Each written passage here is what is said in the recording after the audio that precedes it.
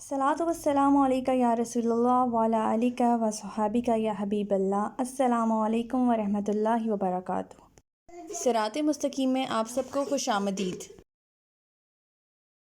As a مسلم ہمارا یہ فرض ہے کہ ہم قرآن پاک کو اپنی عملی زندگی میں نافذ کریں اور اپنے جو معاملات ہیں زندگی کے وہ قرآن حکیم کے احکامات کے مطابق گزاریں۔ یہی ہمارا اولین فریضہ ہونا چاہیے۔ بغیر ٹائم ضائع کیے میں سورۃ البقرہ کا آغاز کروں گی۔ سورۃ البقرہ کے 1 سے 10 آیات اس ویڈیو میں ایکسپلین کیے جائیں گے۔ اس سے پہلے کہ سورۃ البقرہ کی آیات پہ جاؤں، میں سورہ بقرہ کی فضیلت کے بارے میں کچھ احادیث آپ کے ساتھ شیئر کرنا چاہوں گی۔ رسول اللہ صلی اللہ علیہ وسلم نے فرمایا ہے کہ جس گھر میں سورۃ البقرہ پڑھی جائے شیطان اس گھر سے نکل جاتا ہے۔ نیز آپ صلی اللہ علیہ وسلم نے یہ بھی فرمایا کہ 2 جگمگانے والی صورتیں یعنی البقرہ اور ال عمران پڑھا کرو۔ قیامت کے دن وہ اس حال میں آئیں گی جیسے وہ 2 بادل یا 2 سائبان یا پرندوں کے 2 جھنڈ ہیں اور اپنے پڑھنے والوں کی طرف سے مغفرت کے لیے جھگڑا کریں گی، لہٰذا سورۃ البقرہ پڑھا کرو۔ اسے حاصل کرنا برکت ہے اور چھوڑ دینا حسرت ہے، اور باطل قوتیں یعنی جادو وغیرہ اس کا مقابلہ نہیں کر سکتی۔ یہ مسلم کی احادیث ہے۔ ان احادیث سے ہمیں سورۃ البقرہ کی فضیلت اور اہمیت کے بارے میں پتہ لگتا ہے۔ سورۃ البقرہ کا آغاز حروف مقطعات سے ہوتا ہے۔ حروف مقطعات کے بارے میں ایک قول یہ ہے کہ رسول اللہ صلی اللہ علیہ وسلم کے نام ہیں۔ کچھ لوگ کہتے ہیں کہ یہ حروف قرآن کے نام ہیں، کچھ لوگ کہتے ہیں کہ یہ جو حروف ہیں یہ سورتوں کے نام ہیں، لہٰذا ہمیں اس بحث میں نہیں پڑنا چاہیے۔ ہمیں صرف منوعاً اس کو تسلیم کر لینا چاہیے۔ اس کا علم اللہ اور اس کے رسول کے علاوہ کسی کو نہیں معلوم۔ ذالک الکتاب لا ریب فیہ ھدی للمتقین، یہ ایسی کتاب ہے جس میں شک کی کوئی گنجائش نہیں اور اس میں ڈرنے والوں کے لیے ہدایت ہے۔ ریب کا دراصل ایسے شک کو کہتے ہیں جس میں اضطراب کا عنصر بھی شامل ہو۔ دراصل کفار مکہ کے قرآن کے نزول پر 2 طرح کے اعتراض تھے۔ ایک یہ کہ یہ محمد صلی اللہ علیہ وسلم اس کو خود ہی تصنیف کر کے ہمیں کہہ دیتا ہے کہ یہ اللہ کا کلام ہے، اور دوسرا ان کا اعتراض یہ تھا کہ یہ دوسرے عالموں سے سیکھ کر ہمیں سنا دیتا ہے۔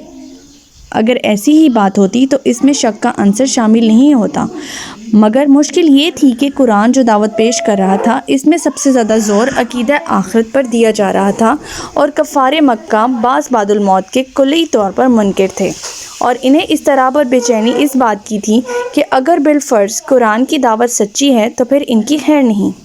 لہٰذا اسی اضطراب اور خلجان کو دور کرنے کے لیے اس صورت کے تمہیدی الفاظ میں ہی یہ واضح کر دیا گیا ہے کہ یہ اللہ تعالیٰ کی طرف سے نازل ہوا ہے، اور اس پہ ایمان لانے والوں کے لیے کسی قسم کا شک اور اضطراب شامل نہیں رہتا، لہٰذا اس کو منوعاً تسلیم کر اس پر ایمان لے آؤ۔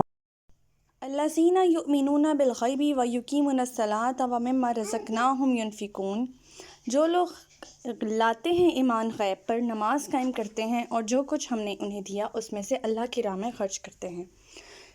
اس آیت میں متقین کے اوصاف کے بارے میں بتایا جا رہا ہے، جس میں پہلی شرط ان کی یہ ہے کہ وہ بن دیکھی چیزوں پر ایمان لاتے ہیں، جس میں 6 چیزیں ہیں: اللہ پر ایمان، اللہ کے فرشتوں پر ایمان، کتابوں پر ایمان، رسولوں پر ایمان، اخروی زندگی پر ایمان، اور یہ ایمان کہ ہر بلائی اور برائی اللہ ہی کی طرف سے مقدر ہوتی ہے۔ نمازوں کا حکم دن میں 5 مرتبہ بروقت اور باجماعت ادائیگی کے ساتھ شرط ہے۔ تیسری چیز ہے رزق۔ رزق سے مراد صرف مال اور دولت ہی نہیں بلکہ ہر وہ نعمت ہے جو جسم یا روح کی پرورش میں مددگار ثابت ہوتی ہے، اور اگر اللہ نے کسی کو علم و ہنر دیا ہے تو وہ بھی دوسروں کو سکھائے۔ جوانی اور صحت دی ہے تو اسے جہاد یا ضعیفوں کی مدد کرنے میں خرچ کرے، اور مال و دولت ہے تو اسے فقراء، یتیموں، مسکینوں پر خرچ کرے، اور اس خرچ کی کم از کم حد فرضی صدقہ یعنی زکوٰۃ ادا کرنا ہے، اور بلند تر درجہ یہ ہے کہ جو کچھ ضرورت سے زائد ہو وہ اللہ کی راہ میں خرچ کر دیا جائے۔ والذین یؤمنون بما انزل الیک وما انزل من قبلک وبالآخرۃ ھم یوقنون، نیز وہ آپ کی طرف نازل شدہ وحی پر ایمان لاتے ہیں اور اس پر بھی جو آپ سے پہلے نبیوں پر اتاری گئی، اور وہ آخرت کے دن پر بھی یقین رکھتے ہیں۔ یعنی نازل شدہ سے مراد ہمارے لیے سمجھنے کی بات یہاں یہ ہے کہ صرف قرآن حکیم ہی نہیں بلکہ باقی تمام انبیاء پر جو کچھ بھی نازل کیا گیا ہے اس پر ایمان لانا ہمارا اولین فرض ہے، اور یہ ہمارے لیے تیسری شرط ہے۔ چوتھی شرط عقیدہ آخرت پر ایمان لانا ہے۔ یوم آخرت کی تفصیلات بے شمار ہیں جنہیں ہم درج کرنا ممکن نہیں سمجھتے۔ مختصراً یہ ہے کہ ایمان بالآخرت ایمان بالغیب کا اتنا اہم جز ہے کہ جس کو انسان کی زندگی کا دھارا بدلنے اور صراط مستقیم کی طرف آنے اور تقوی اختیار کرنے پر مجبور کر دیتا ہے۔ اسی لیے اس کا ایمان بالغیب کے بعد علیحدہ طور پر بھی ذکر کیا گیا ہے، اور یہ ایمان بالآخرت ہدایت قبول کرنے کے لیے 5ویں شرط ہوگی۔ اولئک علی ھدی من ربہم واولئک ھم المفلحون۔ یہی وہ لوگ ہیں جو اپنے پروردگار کی طرف سے ہدایت پر ہیں، اور یہی وہ لوگ ہیں جو فلاح پانے والے ہیں۔ دیکھیے، یہاں اسلام کے 3 بنیادی ارکان مجموعی طور پر ذکر کیے گئے ہیں۔ اب ہمارے ذہن میں یہ سوال آئے گا کہ یہاں پہ روزے اور حج کے بارے میں ذکر نہیں کیا گیا۔ تو بات یہ ہے کہ جن لوگوں میں مندرجہ بالا 5 صفات پیدا ہو جائیں گی، وہ صرف روزہ اور حج ہی نہیں بلکہ دوسرے تمام شرعی امور بھی بخوبی سر انجام دیں گے۔ رہی بات فلاح پانے والی، فلاح سے مراد ہم سمجھ لیتے ہیں کہ کیا ہے۔ فلاح سے مراد عذاب دوزخ سے نجات اور جنت میں داخلہ ہے۔ لہٰذا ہمیں یہ بات بخوبی سمجھ لینی چاہیے کہ اگر ہم ان تمام شرائط پر پورا اترتے ہیں تو ہم فلاح حاصل کرنے والے ہیں۔